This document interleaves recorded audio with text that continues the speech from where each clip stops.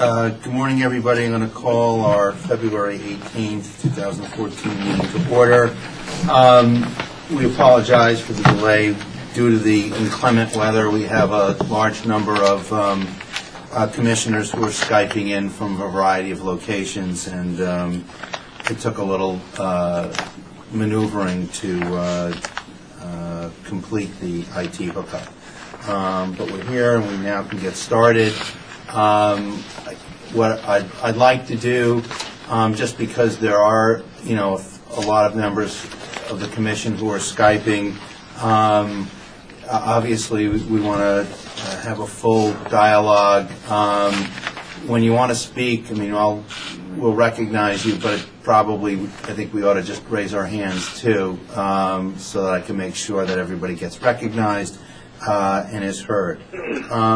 With that said, I'd like to open the meeting with the minutes from our January 28th meeting and ask if there's any discussion on the minutes from our public session. Excuse me, Mr. Chairman, who is present where? I think we ought to note that. Judge Roth, you're in New York. You're Skyping. That I know, but who's in Albany? I can't see very well. Okay, so if you wouldn't mind, I'll let everybody know where everybody is. So we have here in Albany Commissioners Horowitz, Weissman, and Knox, along with staff. In New York, we have Commissioners Arroyo and D'Arcy. The other members who are Skyping, obviously, you, Commissioner Rath, Commissioner Castellero, Commissioner Cavello, Commissioner Jacob, Commissioner Levine, Commissioner Renzi. I hope I haven't left anybody out. With that, is there any... Levine has disappeared from the screen, and I never saw Commissioner Arroyo. Okay, so what I suggest, Commissioner Roth, is that you speak with your IT people and work on the connection. While we do that, we're going to go ahead and have a discussion because the line is open. Let's have a discussion about the minutes and the IT issues.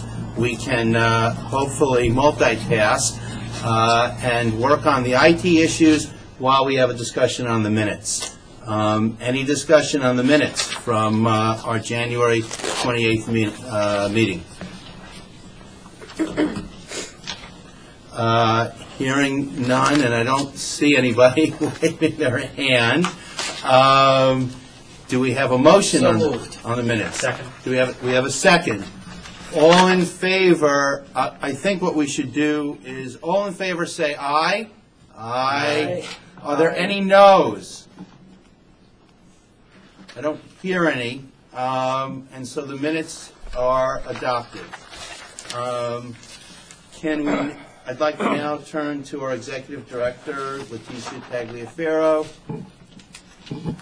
and ask for an update on a number of items, starting with the lobbying update. Just a reminder, the next filing under the Lobby Act is the bi-monthly reports from lobbyists. Ordinarily, they would be due on March 15th. However, this year it falls on a weekend, so the due date is March 17th with respect to those filings.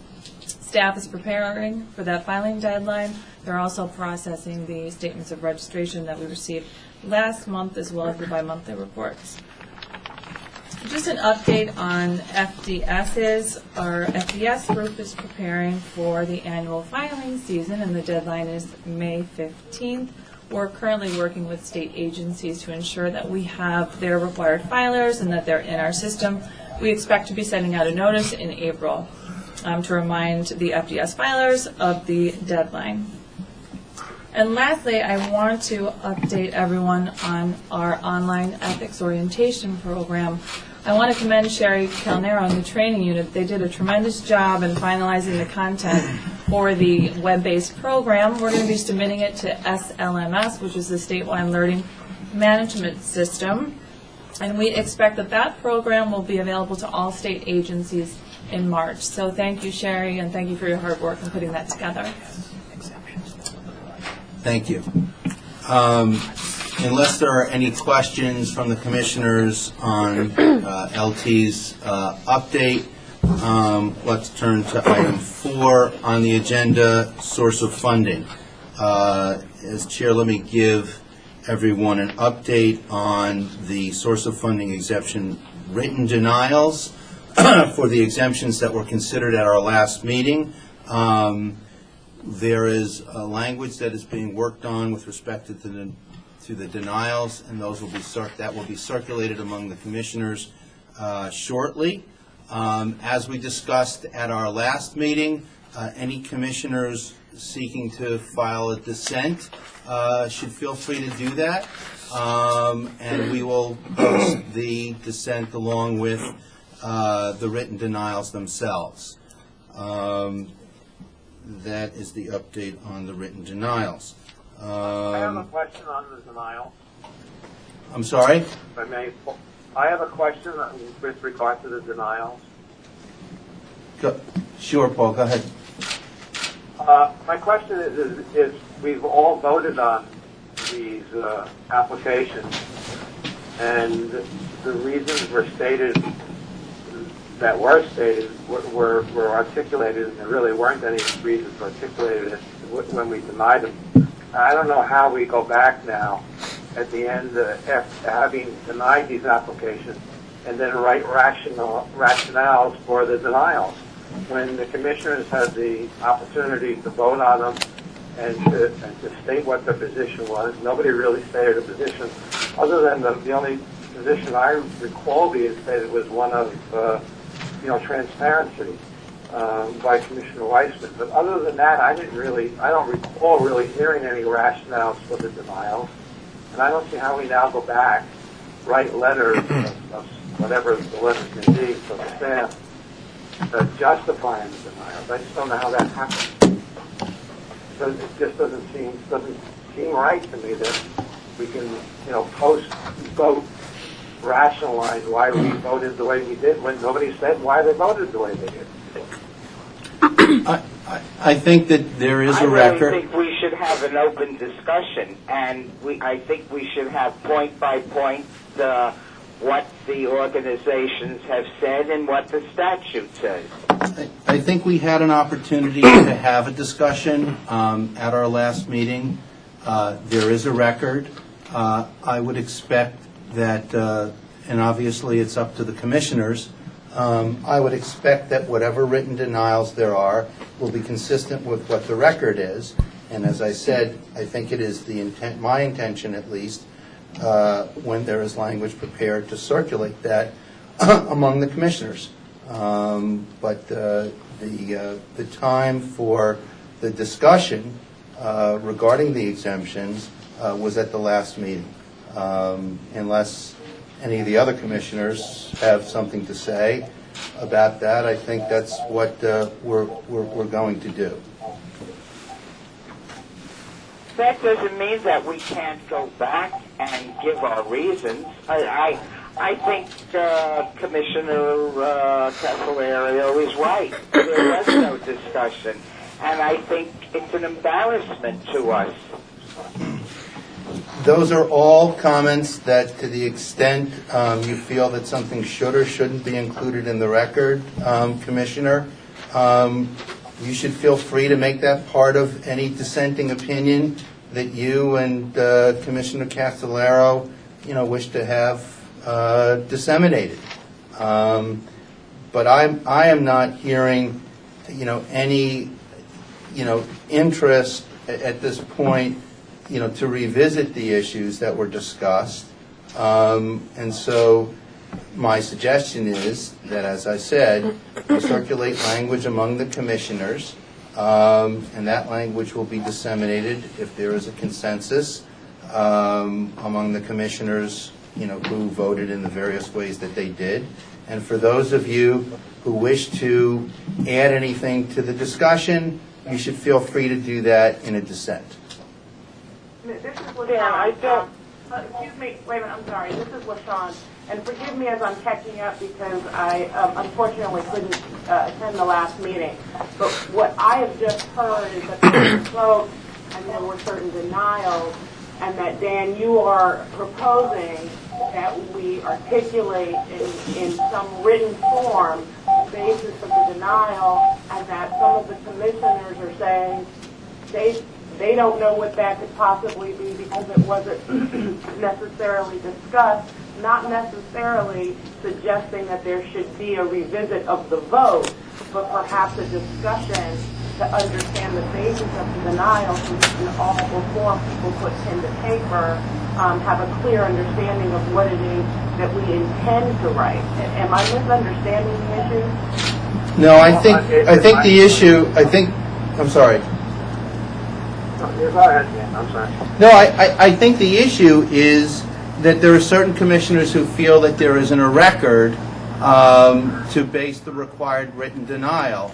And I think that the minutes, and the discussions I've had offline with commissioners indicate that there is a record, and that what I suggest is that we circulate language regarding the written denial, and to the extent that any commissioner feels that the written determination needs to be augmented or supplemented or dissented from, that they should do that in either a dissent or a concurring decision. I mean, I think, unless there are commissioners who wish to discuss the reasons for the denial, and I'm not, hearing that at this point, I think that we should go ahead and try to draft some language, because there are statements in the record in the minutes that we just adopted. For instance, Dan, where are the statements? The minutes clearly reflect a motion, a vote, and that's it. Judge Roth, let me jump in here. Joe Covello. And I think Judge, we were both on the bench a long time. Are you inferring that when you reviewed a motion or something, you did not utter on the record, granted or denied, decision to follow? That goes on every day. Yeah, but this is quite different. This is a commission, and I think that one of the purposes of this commission is transparency. And I do not understand how, when there are a number of applications, a number of examples, and we have a statute that we didn't say, well, this provision applies here or doesn't apply here. I think the public has a right to know upon what we base our decisions. And I think there should be a discussion. Well, I don't have we're having one. But this is an exception to transparency. This is secrecy. And we voted consistent with transparency. And, Mr. Chair, just something's been bothering me semantically. We keep saying dissent, concurrence. The rule is you have to disclose. Someone proposed an exception to that rule, and the people who were proponents of it could not garnish enough votes to approve it. There's not a dissent here. I mean, the rule has been upheld and the exception has been denied. Yeah, let me just comment on that, Commissioner. I agree with you, in the, if this was, as you say, having spent time on the bench, the law requires that the commission set forth in writing reasons for denial. It technically doesn't provide for a dissent, but I think, given the discussion that we've had to date on this, and the expressed desire by a number of commissioners to write a dissent, I think that, in the spirit of disclosure and the fullness of the record, that a dissent, ought to be, I think a dissent is warranted if folks would like to dissent. There is a terrible echo. Gary, I think your thing is live, your video. But Commissioner, I'm not saying that they should not be allowed to say what they want, but whether it's a majority or a dissent. Yeah, but you've got to mute your video. You mute your computer. I think somebody has a some audio streaming in the background, one of the Skypers, if you could adjust that, that'd be great. Well, I mean, I think we all agree, Commissioner Roth, with your desire for transparency, and I think that, as I said, a number of times, we would, I think, efficiently ought to circulate some language, and that will be how we move forward, and comply with the statute. And to the extent that people want to add comments or dissent from what is going to be the written denial, that's what we should do. Unless I hear from other commissioners, I mean, because I know a few of you said, let's have a discussion. Dan, can I just, this is for clarification, Dan? Yes, Marvin. I think that the difference between a courtroom and this hearing is the open meeting requirement in which the commissioners who have views should express them at a public meeting. The fact that nothing in terms of reasons was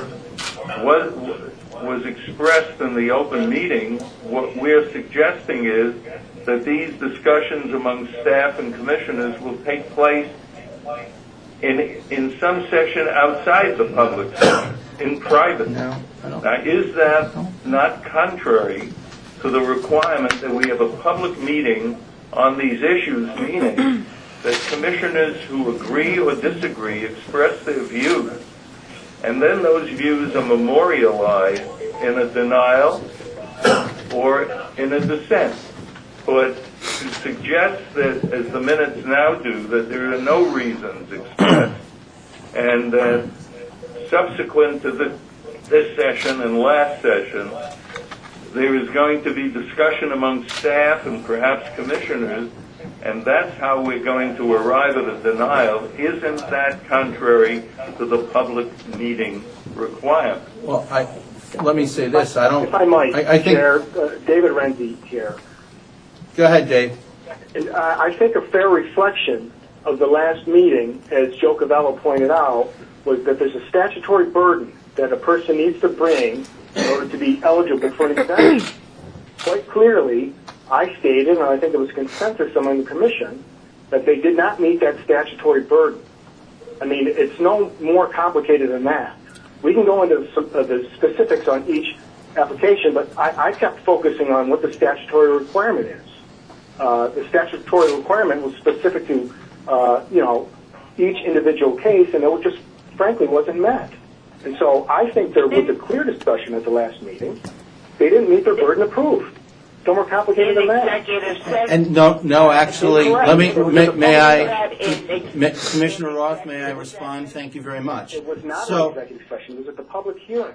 It was in the public session, Commissioner Roth, and to Commissioner Jacobs' point that there should be a reflection in the written denial of what was discussed publicly. I don't think there is a commissioner who disagrees with you, Marvin, and I think that as Commissioner Renzi is pointing out, and I've said a number of times, and Commissioner Cavello indicated, there is a reflection in the record of a reason or reasons why these applications were denied. And I think we've heard from a number of commissioners today, including Commissioner Renzi and Commissioner Cavello, who have pointed to those minutes. And so, I'm sorry to say it this way, we opened it up for discussion. I understand what you're saying, Dan. All I'm saying is, and this is in response to David, with all respect, David, to say that the applicant does not meet their burden is a very general statement. One would want to see what the burden is, a statement of what their burden was and why, based upon all of the pieces of paper that have been filed before us. Why there is a failure to meet that burden. In what respect was there a failure? Don't we have to be more specific than just to categorically say they did not meet their burden and say no more? I suppose there's something more to be said here, because a lot has been filed with us, and on what basis would there be an appeal? On what basis would there be a denial? All we're saying, they didn't meet their burden. Don't you have to be more specific than that? There's a standard in the statute. What failed to meet that standard? Again, in what respect did the applicants fail to meet that standard? The applicant needs to establish a substantial likelihood of danger to a source of funding. That was not brought out at all. And we went around and around about that. And they had specifics on threats to individual physicians, etc., but not one example of a source of funding threat. And so again, this is about transparency. Source of funding has never, they haven't had to disclose source of funding. How can you prove the source of funding was threatened? It's an impossibility when you haven't had to disclose the source of funding. Why presume the opposite? Well, we have circumstantial evidence from all the threats to the various members of these organizations. And if that isn't proof, I mean that's the proof. Because that's the only But don't they have to link it to the money? Don't they have to link it to the money?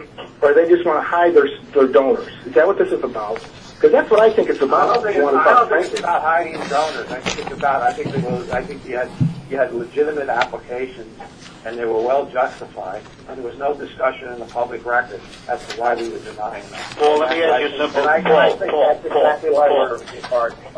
Paul, all right, Mr. Chair, I think this has gone on, and I think everyone has made their positions.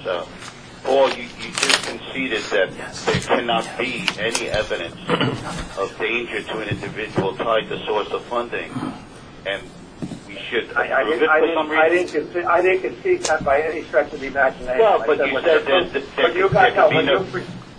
there could be no history here. You refused to consider the evidence. You said there wasn't any evidence of the sources being threatened. And what all these applicants put in was evidence of members of the organization and people affiliated with the organization being threatened. And it's a very logical, I think, simple concept, and you should well know it. It's circumstantial evidence. New York civil liberties is at risk. New York civil liberties is at risk for defending the Constitution. Well, people if you look at when they take certain positions and they threaten them, and it's well, then where do we stop the floodgates? May I ask a question? Commissioner, everybody, Commissioner's on the phone. Commissioner Weissman has the floor. He's been trying to get recognized for a few minutes now. Thank you. May I ask a question to both Paul and Judge Roth? I mean, if you're talking about process for the 3 or 4 that you are alleging that there was that there's no discussion or there's no basis, can you explain to me the vote for the New Yorkers for Constitutional Freedoms, which went under the same process? Nobody moved that motion. Nobody moved it. It was before us. Everybody but it's nobody moved it. You know, Paul. Nobody moved that it even be considered. But it was an application, and so it was an application and nobody moved it. That's still not. Why not? Which means that which means that the rationale for it not being moved is the same as the rationale for the prior ones. No, it just means no one has decided to move it because of the previous votes. May I point you to 938 Subdivision 4, Judge Covello and Commissioner Renzi, Subdivision I, specific evidence of past or present harm, threats, harassment, or reprisals to the sources, etc., or individuals or property affiliated with the sources, or client. So I would think employees fall under that category. And they have given us evidence of that. Well, I'm okay with hiding. If you don't want to disclose the name of the employees, of nurses, doctors, that's fine. What I don't want to have happen is lobbyists being able to hide their money. And that's what this is about. I submit respectfully. That's what these organizations want.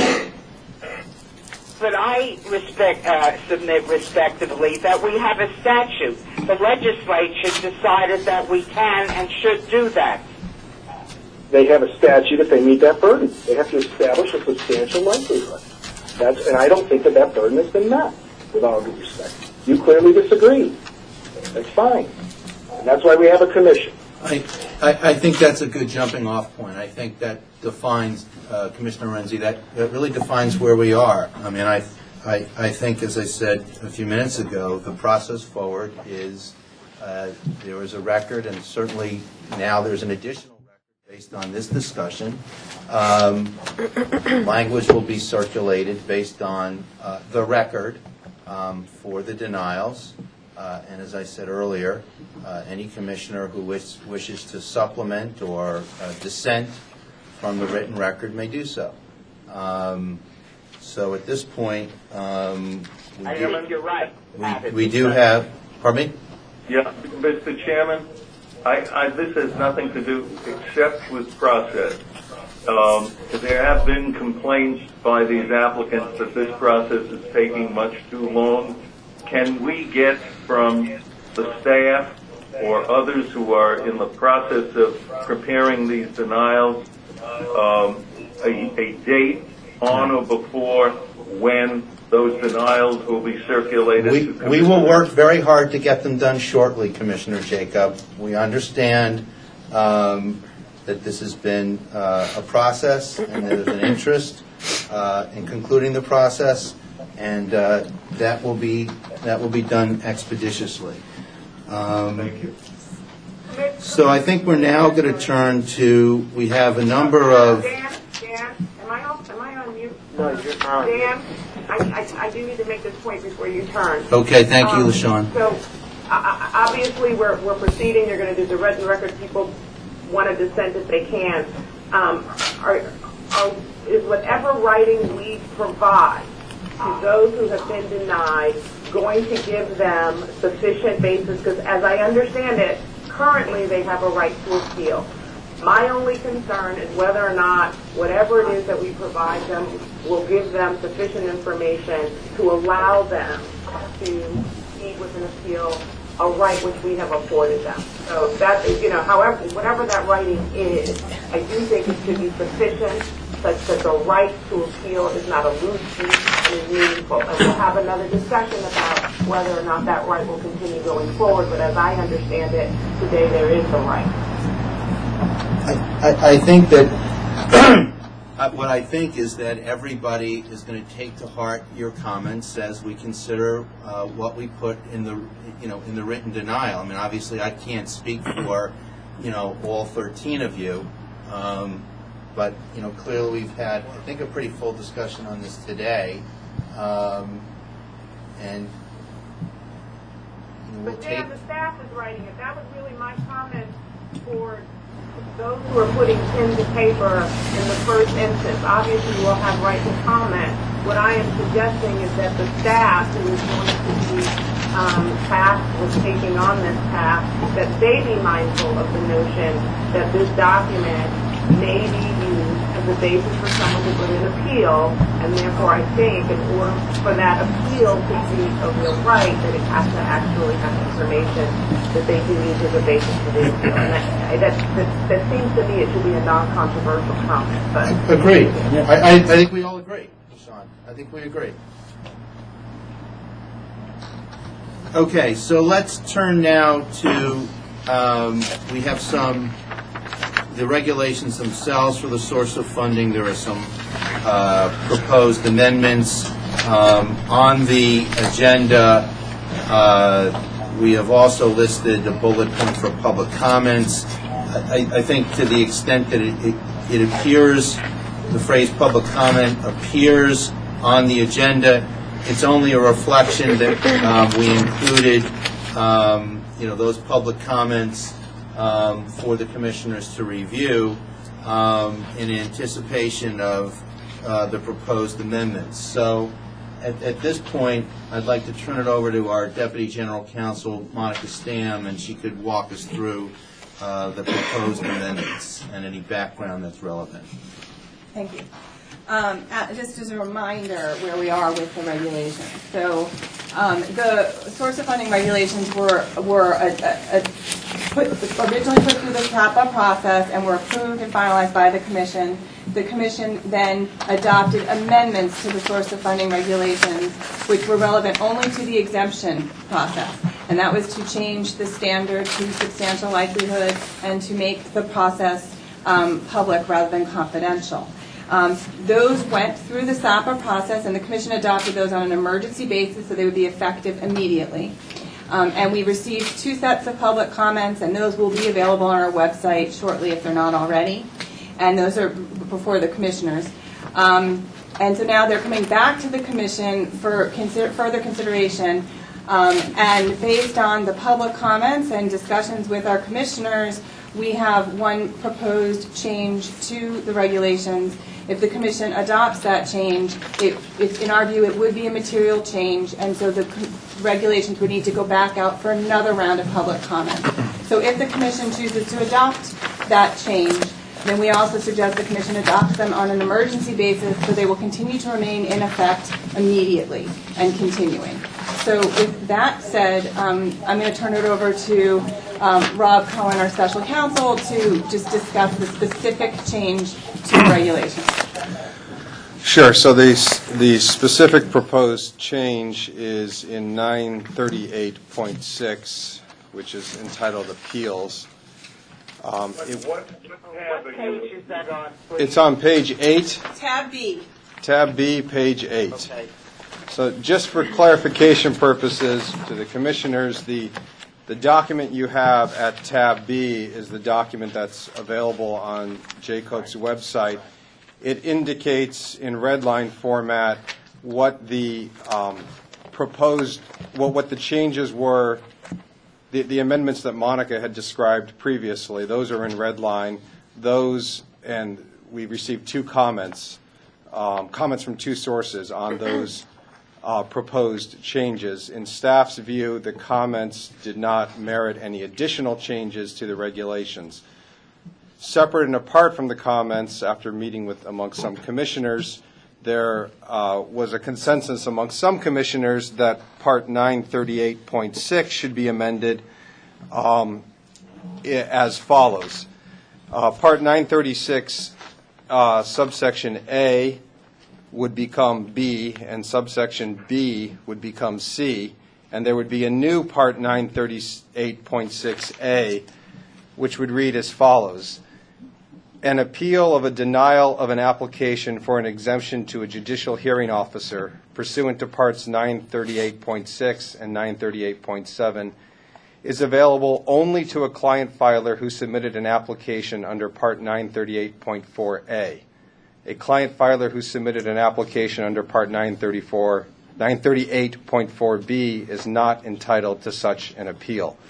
So the import of this would be to amend the appeals process so that it only applies to entities who are seeking individual exemptions to the source of funding disclosure requirement. The appeal would not apply, as it currently does, to 501c4 organizations who are seeking blanket exemptions.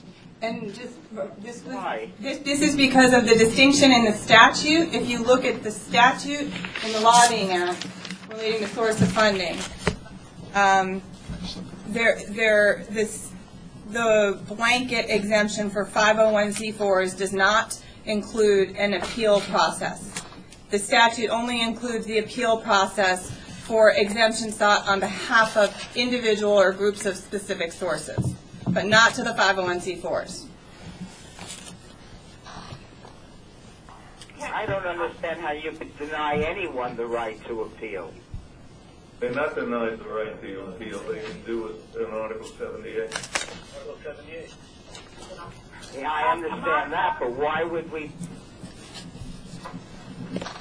Monica, I think it's important to note, Monica, that as part of that discussion where the commissioners recommended following the statutory language, that we also recommended that we raise this issue with the legislature, but that for the purposes of being consistent with the statute, which at least in my mind we have attempted to do, that for now and until we can persuade the legislature to change its language, that we should be consistent with the language, although I personally disagree with the outcome. It seems less arbitrary, and I think, than us just changing it ourselves. And so I was one of those who suggested that we operate and make our regulations consistent with the statute, but that was also caveated with the fact that I believe it's incumbent upon us to raise this with the legislature. This is Commissioner Arroyo. I mean, sort of piggybacking on what Commissioner Diarcy just mentioned. New Yorkers for Constitutional Freedoms. I was on the call or the pre-call where this was discussed. New Yorkers for Constitutional Freedoms have pointed out that in our regulation 38.4 to include certain standards, like, for example, the transparency evidence standard, and also, frankly, the substantial likelihood test that we've inserted in 938.4. They point out that neither of those standards is embodied in the statute pursuant to which this regulation was promulgated by one of our predecessor bodies.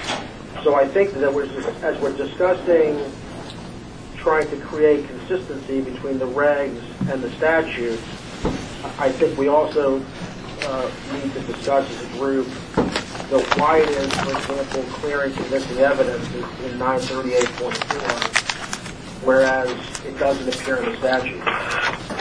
Or why we would include substantial likelihood where it's not included in the statute. Yeah, as I read it, I wondered where clear and convincing evidence came from also. Substantial likelihood, isn't it? Substantial likelihood. I think that only for the blanket, there are two kinds of exemptions that can be sought. One, you don't need to be a 501c4, you can be any filer. And if you wish to seek an exemption for a specific source, you can do so. And if you read the language of the statute, what it says is that an exemption can be issued if it's a determination of the Commission based upon a review of the relevant facts presented by the reporting client or lobbyist, determination that the source that shows that may cause harm, threat, harassment, or reprisal. It doesn't say that that is demonstrated by the evidence, and it doesn't say if it must or will cause, that it may cause, and also the substantial likelihood test, which does apply to organizations seeking a blanket exemption. That test does not apply, by my reading of the statute, to organizations seeking exemption for a single source. So I think that if we're looking at trying to create a proper alignment between the statutory language with regard to the right to appeal, for example, we ought to look at all of these apparent inconsistencies and correct them.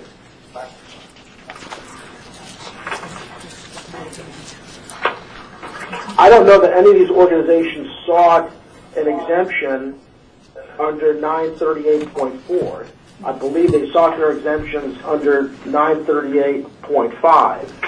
So I think the application of the substantial likelihood test in those instances was correct. But I did want to point this issue out because in the future, if we get applications under 938.4, query whether or not the clear and convincing evidence standard, the substantial likelihood standard, is consistent with the statute. That's a very good point. As I read it, I wondered where it came from, but I didn't see it in the statute, but I wasn't on the commission when these regs were promulgated. But I agree with you. I don't think we have the right to insert such a test. Good. Well, in any event, I think these are all excellent comments. We do have a particular change that has been discussed and pointed out by and highlighted by a number of commissioners, and that is on the appeal process. So, unless there's... I didn't see that in our changes. There was a comment. I don't see it as this proposed change. But putting that aside, this change in the appeal process to conform to the statute wouldn't apply to the prior denials. That's correct, Commissioner. I think, as Commissioner Arroyo alluded to, there was a call last week, and there was a committee that, as you know, was working through source of funding issues, and this was an issue that was flagged by that committee, which is, I think, how it comes to us today. I'm not sure if there was enough time between the call on Friday and today to actually circulate the language, which is why Rob read it into the record, which he would have done anyway. Any commissioner needs a second reading, we can do that. But if there's a need for further discussion, we can have it. Otherwise... The sound is a problem again. There's a background. I'm sorry, Dan. That's okay.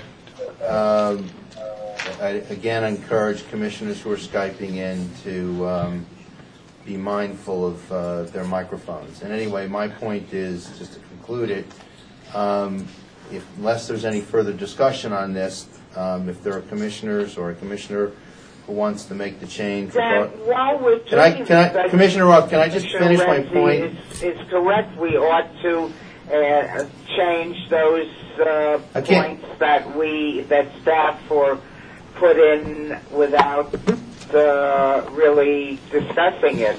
Well, I'm sorry. I'm sorry. I don't understand. I can't speak for anybody else, but I'm not sure. Well, he pointed out can I just make a convincing evidence. Commissioner? Can I just make a bit of a point of order, because I realize that it's very hard for us to talk, and I realize you're in a difficult position because you're in an office. But a couple of times now we've had commissioners talking over each other. So I'm going to ask everybody just to be very mindful that as they conclude their remarks, to be sensitive to other commissioners who wish to be heard, so that we can have a good, clean record and we can all understand what we were saying. So I'm going to ask you, Commissioner Roth, to say again what you were saying, because I think you and I were talking over each other. I'm sure that was not intentional, but I'm sorry. I don't know if other commissioners couldn't follow, but I couldn't, because we were talking past each other. So if I can ask you again to just restate it. I've lost you. I have to call my IT guy. Oh boy. Okay. All right. So is there a motion on the proposed amendment then? Can you hear me? Can you hear me? We can hear you, but we can't see you. So. Yeah, I can't see you either. I have to call. Oh, I have no idea. I'm going to call the IT guy. I don't have you. Oh, I haven't got a clue. Let me call the guy. Forgive me. But my point, if you can hear me, is why don't we discuss Commissioner Renzi's comment, with which I agree, and at the same time as we're making the other change, make this change. You mean Commissioner Arroyo's comment? Well, I thought they were both Arroyo, yes. Well, Sorry. I can't see anyone at this point, but he raised the question about. Well, I'm going to go. I better get my IT guy. Excuse me. okay. So while you're doing that, just for the sake of orderliness, the proposed change, and to the extent others want to consider other changes, we can take them seriatim as they come. But there was a proposal, I believe, or a proposal that commissioners were seeking to change the appeal process.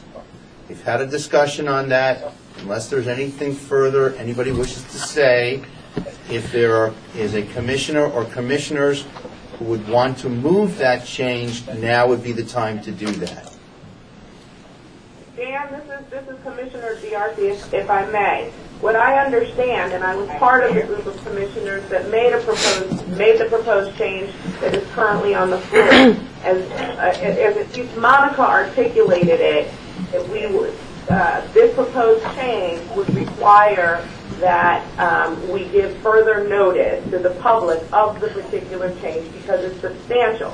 It seems to me that what was just raised with respect to 938.4 would also require additional notice to the public. And so just as a matter of efficiency, that we would, if the commissioners are willing to consider it, to include it in whatever change we make so that we are more efficient, not less efficient, in having to go to the public multiple times with changes. I'm not, unless there is some practical reason why we can't also consider it, I don't know why a proposal that was made by commissioners based on a phone call that everybody wasn't on can't take the floor at the same time with a proposal that's made at a full meeting. Okay. I agree that we should be efficient. What I was trying to get from Commissioner Roth before she lost her IT connection is, I don't know what change she's talking about. I also think that we should take these, as I said, seriatim. That's how we've done it in the past. That's how we should move forward today. I'm not suggesting, LaShawn, that if people want to change, whatever the change is, that we should make that part of that we shouldn't pursue that today. I would just like to deal with one issue, and then we'll talk about the next issue. But to the extent you brought it, up. That's fine. I misunderstood. Yeah, My misunderstanding then, Dan. Yeah, no, that's all. So again, is there a motion to change the appeal process from a denial under 938.6? In accordance with the way Rob read it. In accordance with the way that Rob Cohen read it into the record. Is there a motion? So moved. Is there a second? Dan, could I just speak 1 second? Of course. Sorry. Of course. This proposed change in the amendment wasn't the one even given to us.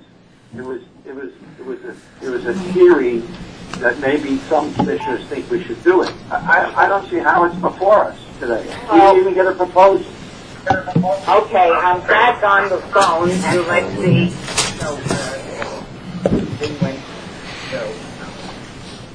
Okay, that happened again. Click there.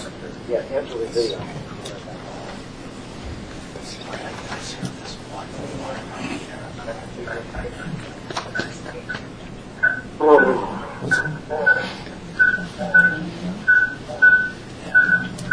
Mute your computer. Okay.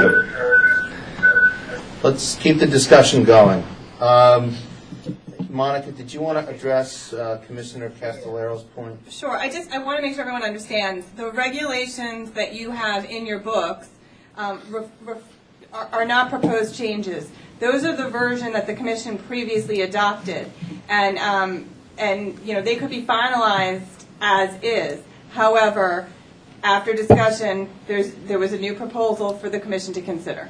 So, But we never received a copy of the proposed change. I mean, we would get a copy of the proposed change before we would vote on it. I mean, we got a letter talking about how there was a discussion about this. That it wasn't even proposed in that we would consider that today. That's all I'm saying. I just thought we would get some notice that this actually would be before the commission today to vote on it. I thought that's the purpose of the, you know, not that all of a sudden we're going to get a regulation without having had prior notice of the language of the regulation, and we were actually proposing it. That's all. I just think it's simple.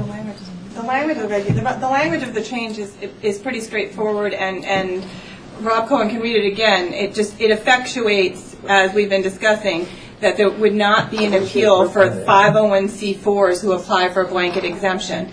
And again, if it would help, Rob could read the new proposed language for, I believe it is, 938.6A. He could read that again. We should be getting copies of these proposed new regulations before we're asked to vote on them. Commissioner Weissman? Paul, we discussed this almost ad nauseum the other day. We discussed it. We brought it up. We all brought it up. Yes, but but this is not rocket scientry. This is a pretty simple thing. The statute says one thing. We went too far. We're going back to where the statute has us. We also said... Please, Paul, can I just again, Paul, whoever is... Okay, folks, I realize that it's hard because we're in one room here and people are Skyping, but I really have to ask you to please pay attention, because I don't think that Commissioner Weissman had finished his point, and I'm sure you may have something to say after that, Paul, but please, let us just try to proceed orderly. George? I mean, we're not bringing something in that doesn't exist on whole cloth already. So, you know, we're going to where the statute, and the statute's now been in place since August of 2011. Okay, so this is not, you know... It's not final. It's also not final. Right. These changes... Okay. I just want to interject one quick... I'm happy to second the motion. These are proposed changes. They go back to the process. We're not making this change as a final reg. There'll be another opportunity for discussion. There'll be public comment on these regs, Paul. So this is only the beginning of the administrative process to amend the regs. So there will be plenty of additional opportunity for discussion among the commissioners and from the public, because we will, by statute, we are required to invite public comment. Mr. Chairman, may I suggest that in the future we have something in writing, and I appreciate the fact that I'm not in Albany, but even if I were in Albany, it is difficult just to hear something and not be able to look at the statute and think about it. So I think in advance it should be written and submitted to the commissioners before a meeting when we have to vote on it. We work very, very hard to do that, and that's why with a lot of notice we invited folks to participate in a phone call, which we do, and we've done since the beginning of the commission, to brief the commissioners on regulations, brief the commissioners on proposed changes, facilitate a dialogue so that questions can be asked. As Commissioner Weissman said, this is a very straightforward change, and we do work very hard to do that. We have had a motion, and we've got a second, so now I'd like to take the vote. All in favor of the motion, say aye. Aye. Aye. All opposed, please say no and raise your hands. Are there any no's? David, Dan, I don't mean to... This is prospective, correct? This is not going to apply to the applications that we were discussing earlier that have been denied. That, correct in that assumption? that is correct, Commissioner. Okay. Okay. Hearing and seeing no opposition, the motion is carried unanimously.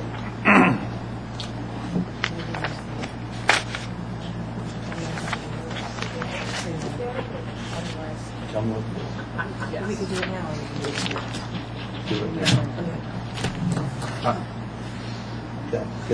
So just so everyone is clear, these regulations with these changes were put in effect on an emergency basis. So if the Commission wants these to become effective immediately, going forward only, we would need a motion to adopt the change that was just adopted on an emergency basis.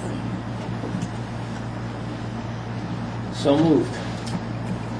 Is there a second, Commissioner Knox, second? All in favor, raise your hand and say aye. Aye. Aye. Any opposed? Raise your hand and say no. Hearing no opposition, the motion is carried unanimously.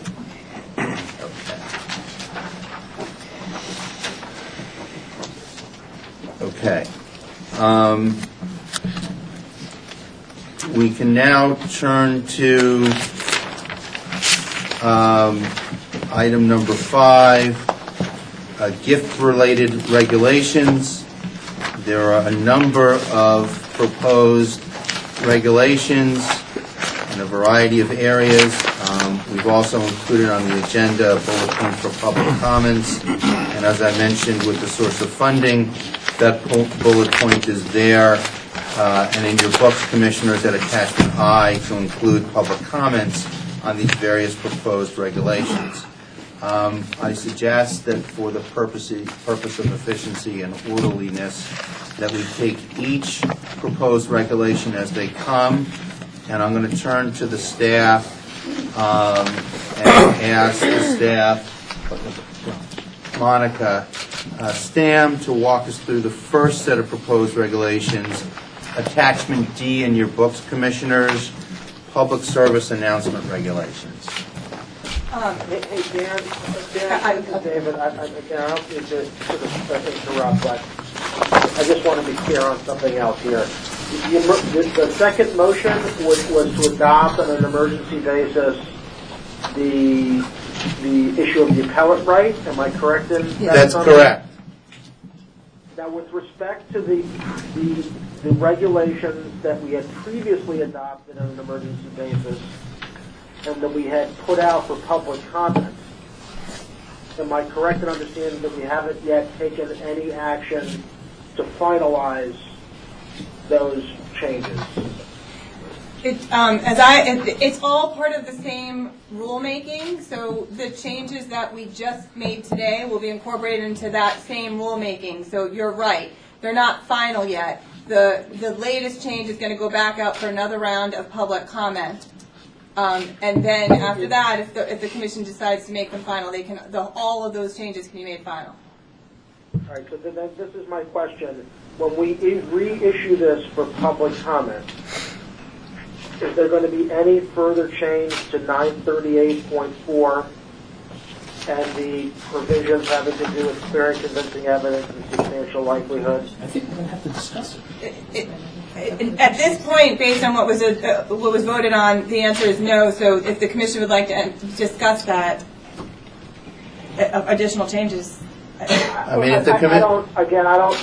think that whether we pick it up now or later, I don't have I know there's an agenda here. I don't want to sort of prolong this, but again, you're going to reissue this for public comment on the appeals issue. It will come back again, and I will raise at that time the issue of clear and convincing evidence and the substantial likelihood test. And so we're going to have to yet again issue for public comment these same regs. It just seems to me that that's going to prolong the matter, but I'm sorry, that was my point with respect to efficiency, that I didn't understand why we couldn't have some discussion on that change. It seems to be at least consistent with the tenor of the discussion regarding the appeal segment, I would prefer to limit the number of times we have to yet again send this out for public comment. And if we are anticipating a substantial change, why can't we have some discussion on that so that we can take care of it in one fell swoop? You know, Go ahead, Commissioner Weissman. Workers for Constitutional Freedoms on this, and I mean, we could put a pin in it for now, but. Yeah, and David, this is George Weissman. I think you raise a very interesting point, and it's, you know, I suspect you found it on your own before you got to the New Yorkers for Constitutional Freedom. But I think we have to sort through what the legal implications are of our regulations without a standard. Are we going to have a hearing officer make the determination of the standard that we should be applying in this instance? I just really want the opportunity to work through that point. Fair enough. I mean, that's fair, George. I mean, Because we could be inadvertently delegating our responsibility if we give that much leeway without at least proper thought. That's my only concern here.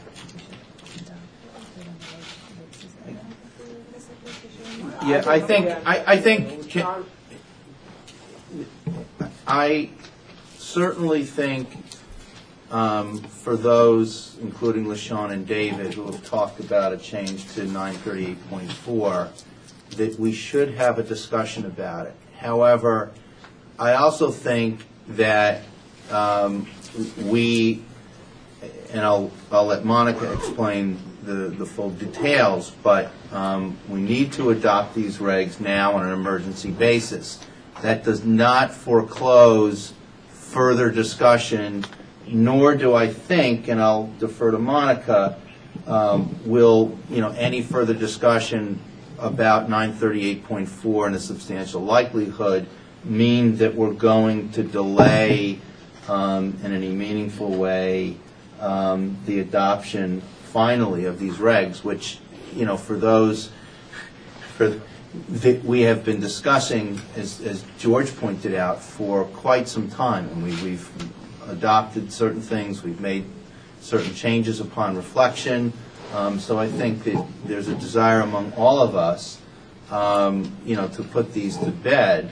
But I do want to make sure that we have an opportunity at the right time to have a discussion.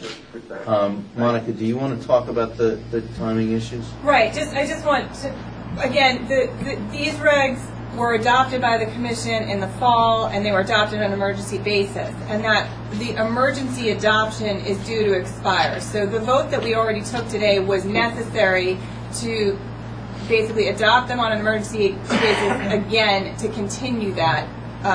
The regs would remain in effect.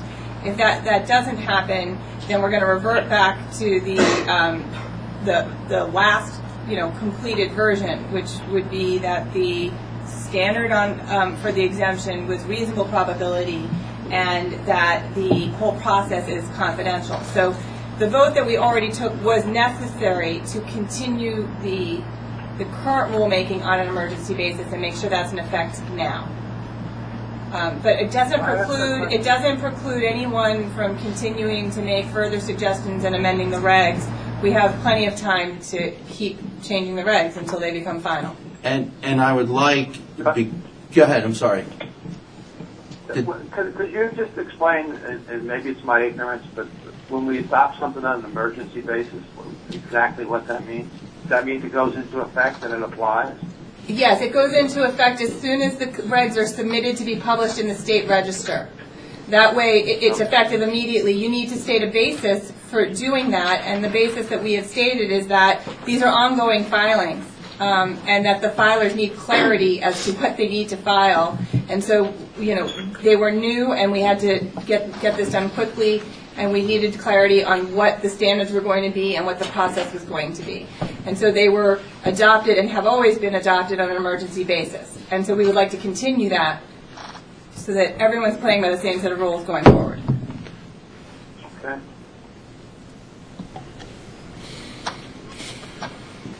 Okay. The discussion of substantial assistance will be continued, and we may ask the Source of Funding Committee, which has done yeoman's work to date, to continue to work through this issue, because I know there may have been some discussion on that. So to those who have participated, I've thanked you publicly before, and I thank you again. But LaShawn, we will continue this discussion. Let us turn now to the gift regs and take up the first of them, the public service announcement regs. Monica and Rob, can you walk us through them? Sure. I was going to just explain where we are on. We've got 5 sets of regs before the commission relating to gifts. The first is the proposed public service announcement regulations. As some of you will recall, we've done an informal public comment process, worked with different groups in the community, and finalized a proposed version. The commission is yet to vote on that version and adopt it. So those regs have not yet begun the SAPA rulemaking process. The 2 sets of gift regulations, one for public officers and one for lobbyists and clients, those have been adopted by the commission, have gone through a round of public comment, and they're now coming back to the commission. And based on the comments that we've gotten, communications that we've had with commissioners and with the Legislative Ethics Commission and other agencies, we have some proposed amendments to those regulations. And if the commission adopts those changes, we think those are material, and there'll need to be another round of public comment on those regs. The last 2 sets of regs are the proposed amended Honoraria regulations and the proposed amended official activity expense regulations. Like the gift regulations, these have been adopted by the commission. Now, these regulations, there were old versions of these regulations that were in effect. The commission adopted amendments. They've gone through the SAPA process. We've gotten some comments. And staff has some technical changes that we recommend to the commission, but we do not believe that those regulations will need to go through another round of public comment. That's the procedural history and where we are with these regs. I'm going to turn it over to Rob Cohen to go through the substance of these regs, to remind everyone what these different regs do and what the changes are that are before the commission today. So I know in your books that the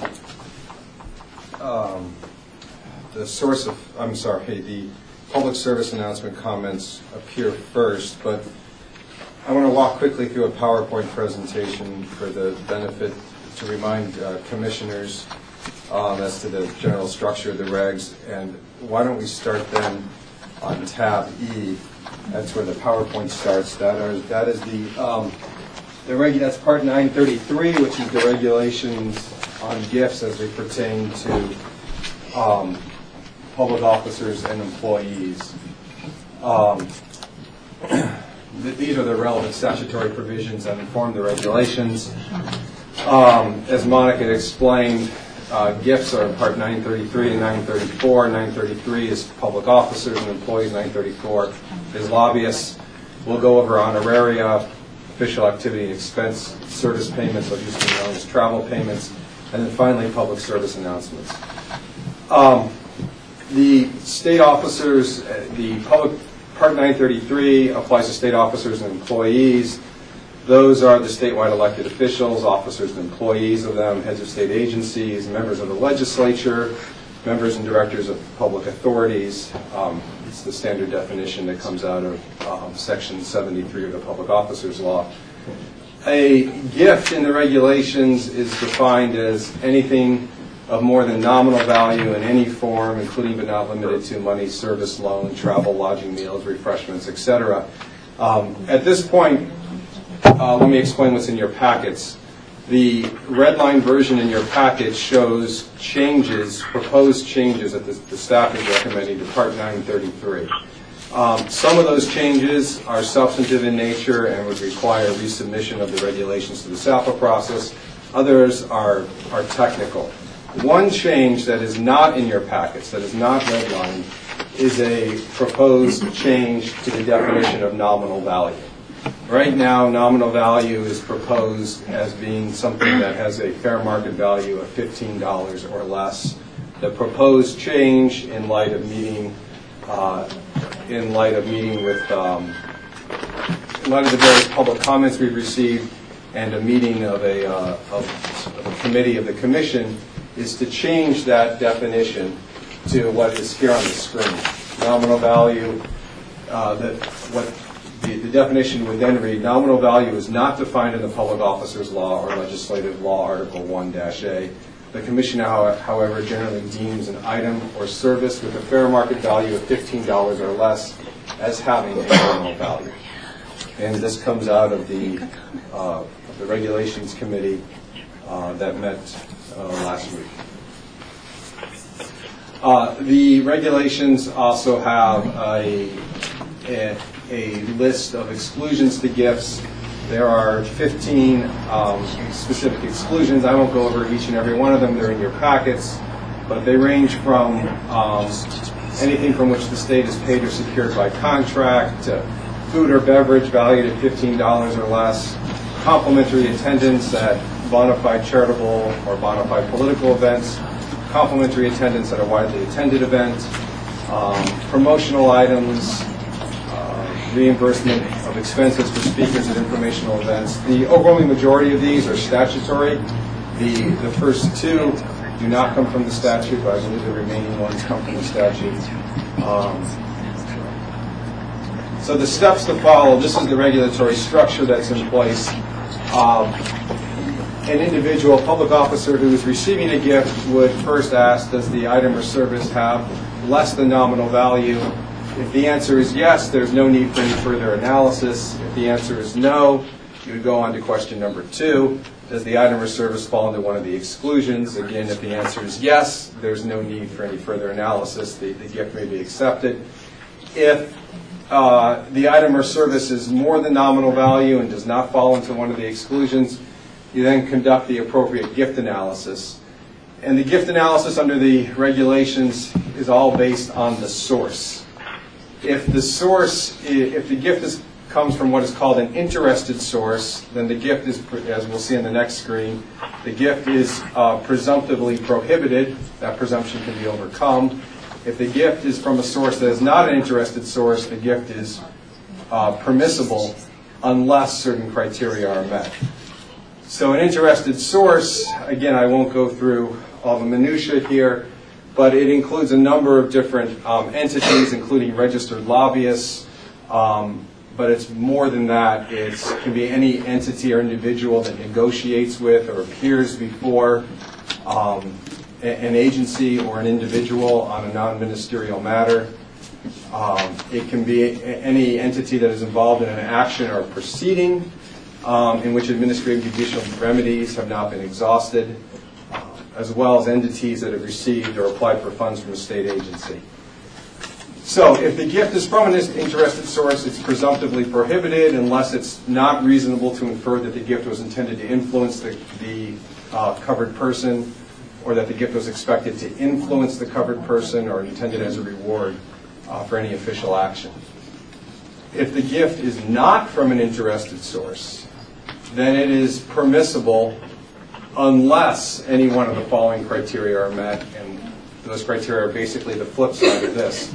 It could be reasonably inferred that the gift was offered or given with the intent to influence or as a reward, or could be reasonably expected to influence.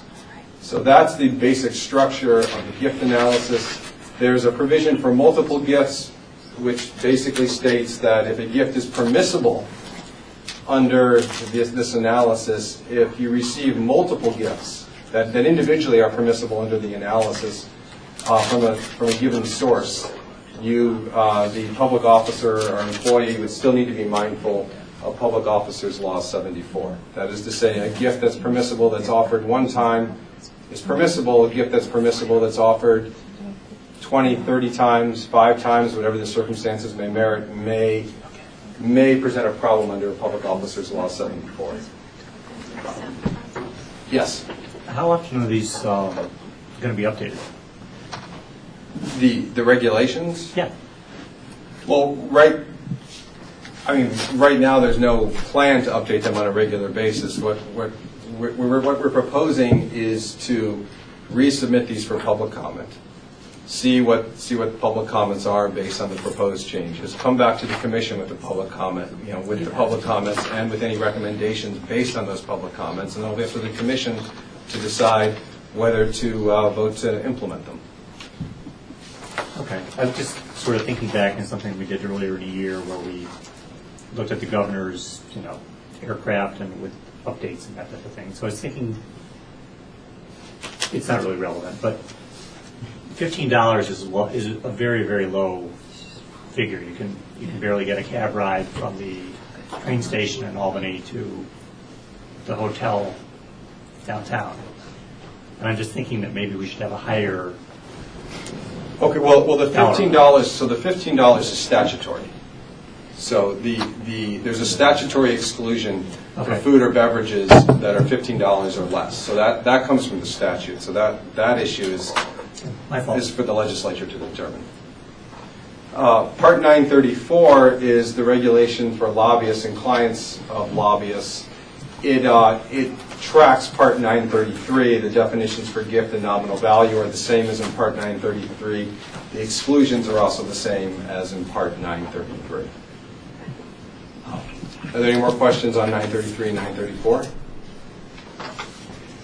Part 930 and Part 931, these are, this is very much sort of inside baseball here. These are, Part 930 is honoraria regulations. As Monica mentioned, there were already existing honoraria regulations. We have updated those regulations to basically reflect the interested source analysis that occurs in the gift analysis, in the gift regulations. The proposed changes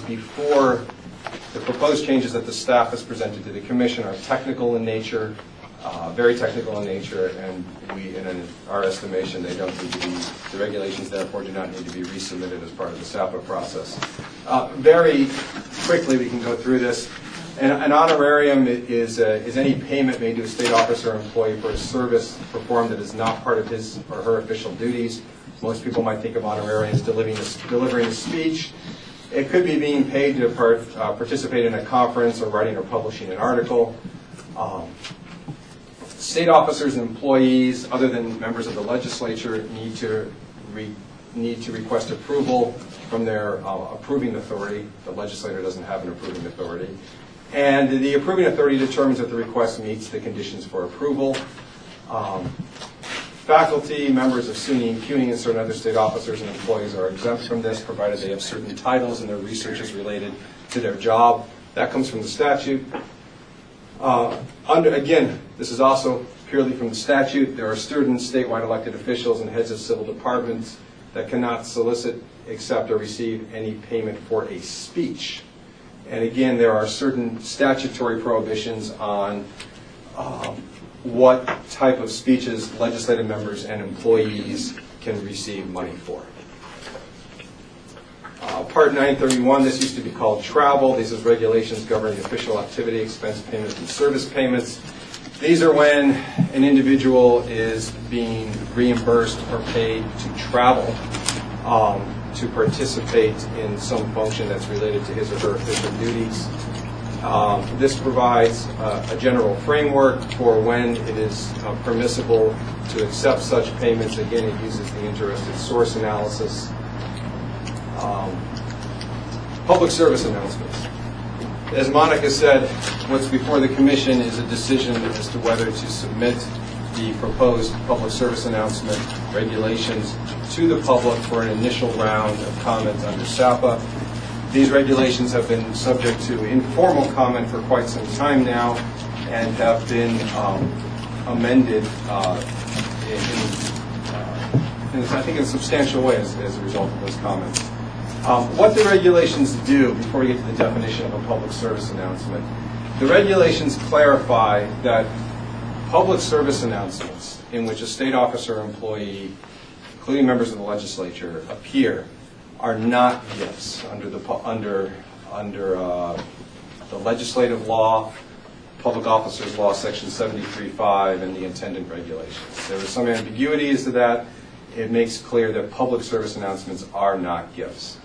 The regulations also, however, set forth I wouldn't quite call it a prohibition, but a rule that a covered official, that is the governor, the 4 statewide electeds, the governor, lieutenant governor, comptroller, and attorney general, and any member of the legislature or any head and or executive director of an agency. So with respect to these individuals, if these folks are running or a candidate for an office, and that's defined pursuant to New York election law, they cannot appear in a public service announcement within 90 calendar days of any election. And if they do so, they may be found to have violated Public Officers Law Section 74.3d and other possible relevant provisions of Public Officers Law 74. That violation, of course, would have to be knowing and intentional, and it would be knowing and they have to knowing and intentionally appear in the PSA with the knowledge that the PSA would be published or aired within the 90-day blackout period. So again, PSAs under the regulations in which a state officer or employee appears are not gifts, but it does set up this 90-day blackout period for certain state officials who are candidates for office. Also, to be clear, the regulations only cover very limited types of announcements, namely public service announcements.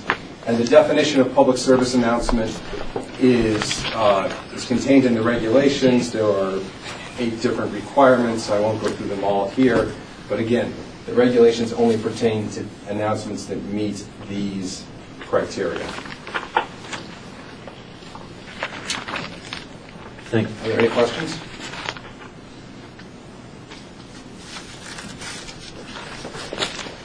Thank you, Rob. Let's turn then to the first of the proposed set of regulations on the public service announcements, which, as Rob pointed out, would now need to go out pending a vote by the commission on the proposed regs that are in the book and that Rob just went through for public comment as part of the SAPA process. Is there any discussion? If there isn't, I'd call for a motion. I'll move it, but which tab are we moving? Tab D, Okay. George. It's tab D. I'm going to go through each of them in order, so we'll take tab D, E, F, G, and H. So the first motion is to move the public service announcements into the SAPA process. And George, So moved. Moved. Is there a second? Second. David Arroyo, seconds. All in favor? Aye. Aye. Any opposed? The motion is adopted unanimously. Okay. Let's now turn to tab E, the proposed gift regulations for public officers. And again, this would be a motion to move these proposed regulations into the formal comment period under SAPA. Is that correct? That's correct. They've already been published in SAPA, and this is to make further changes that Rob covered. So if the commission would vote to make these changes. Any discussion? Is there a motion? So moved. Joe Cavello. Commissioner Cavello moves. Is there a second? So moved. Second, excuse me. Weissman. All in favor, say aye. Any opposed? Say no and raise your hand. Seeing and hearing no opposition, the motion is granted unanimously. Now turning to attachment F, proposed gift regulations for lobbyists and clients. This is a motion for To adopt the changes. Adopt the changes and to solicit public comment on the changes through the SAPA process. Any discussion? Is there a motion? Commissioner Knox moves. Is there a second? Second.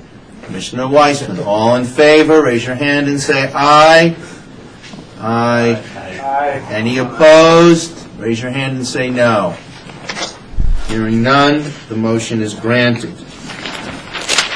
Now turning to tab G, proposed amended honoraria regulations, and these would be changes that would be final because, as Rob said, the changes are not sufficient to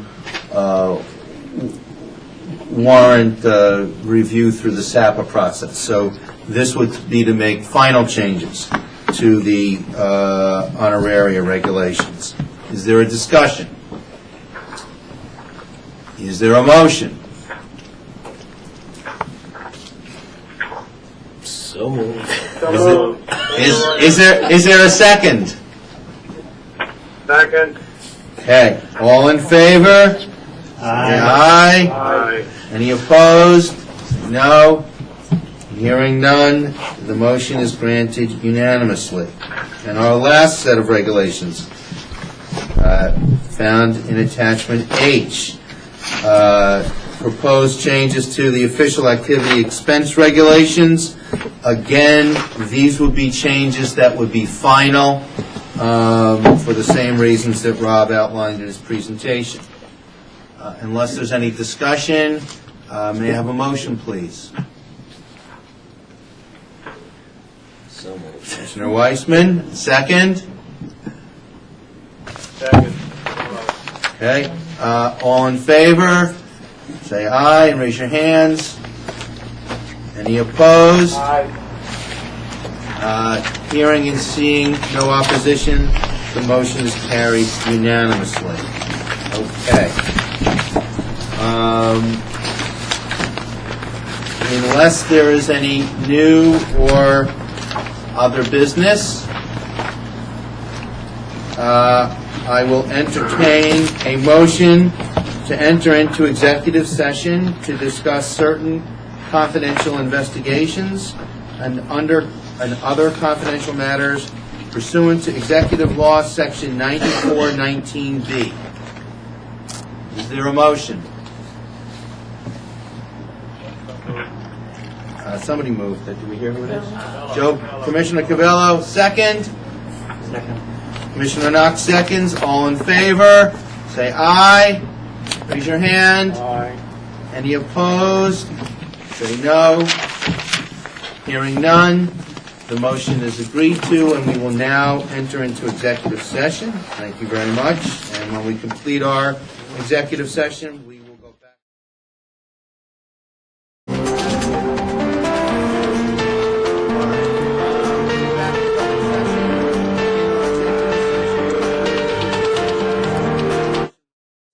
We also approved some settlement agreements. We approved several investigative matters in a number of actions in a number of matters, and we closed the matter. Unless there's any further business in the public session, I will ask for a motion to conclude our meeting. Commissioner Knox, a second. Opposed. Commissioner Roth. Commissioner Knox, seconds. All in favor, say aye. Any opposed? No. Thank you, everybody. We'll see you next month. And again,